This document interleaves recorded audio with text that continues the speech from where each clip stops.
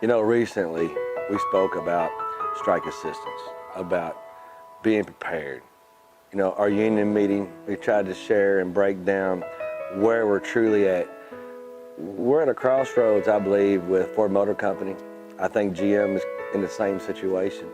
But UAW has to continue to hang our hat on providing health care, a living wage, fair and equitable positions within the plant, reduce to almost eliminate TPT and STS abuse. And it's affecting us too far in the plants.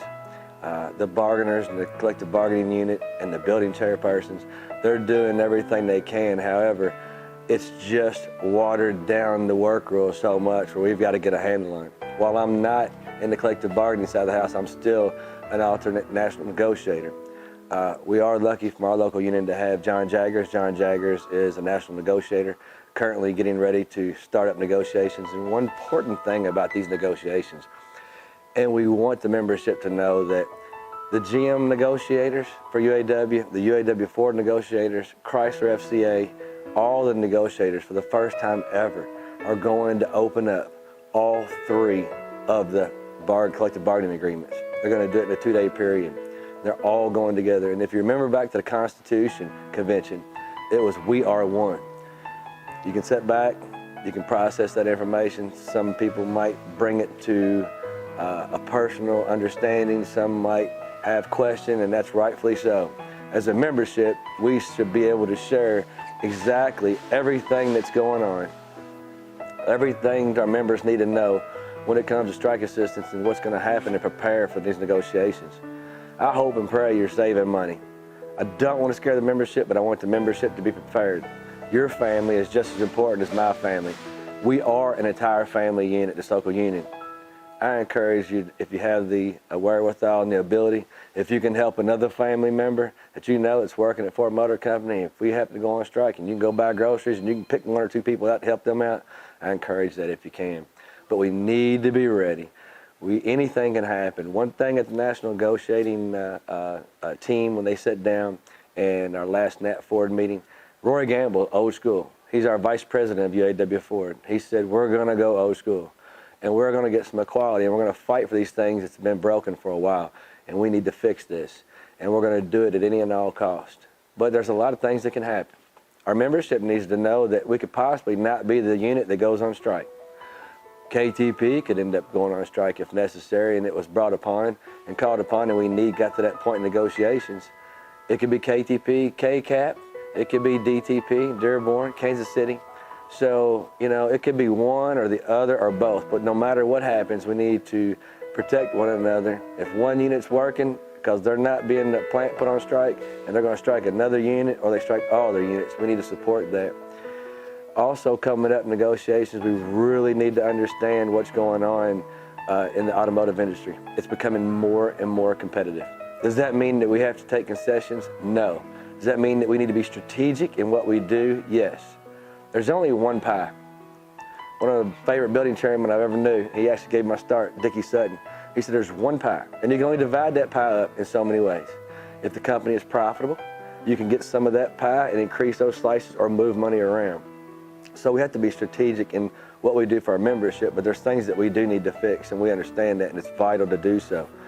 But looking back at what the company has done in the past, scare tactics, I don't put it past Ford Motor Company for a minute that they wouldn't send letters out to the STSs and TPTs saying, we no longer need you anymore, you're terminated, employment's terminated.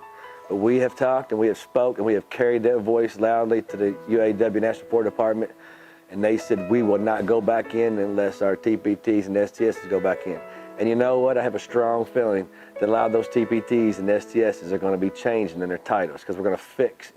We're not going to eliminate it totally, because they've been there for a long time, but the company has taken more and more opportunity to abuse their ability to have TPTs in the workforce. So we got to get the integrity, we got to get the honor of having a full-time job. I can't ask you to come to work and support your union every day if you can't come to work knowing that you got a guaranteed job to go back to your family and take care of your family.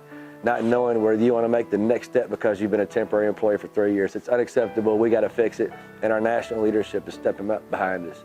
But we do want our membership to know that these times that are coming, we're going to be prepared. We're going to strike training. We got one coming up in August. We're going to have our July strike assistance training. It'll be our second training here at the Louisville Assembly Plant Union Hall. Some ask why we do it here. The facility is larger, so we have the ability. Our last negotiations that we had, our last contract, there was over 500 members. We couldn't get 500 members into KTP. But the idea is to give the best picture that we know how, to put that perimeter of protection, that hedge of protection around our local union, and give as much information as possible to the members so they can be prepared. Brothers and sisters, all I can tell you is I love you, and Brother Sanders says you can't do nothing about it. However, we need to understand the true, basic, low-hanging fruit of a union and of our union.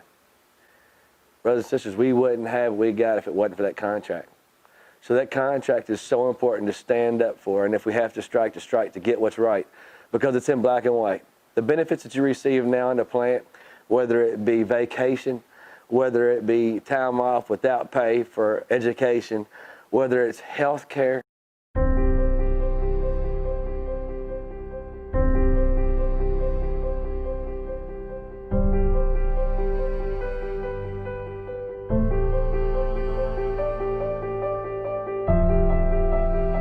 Just last night at the union meeting, Julie Ice spoke to us. She had a double lung transplant.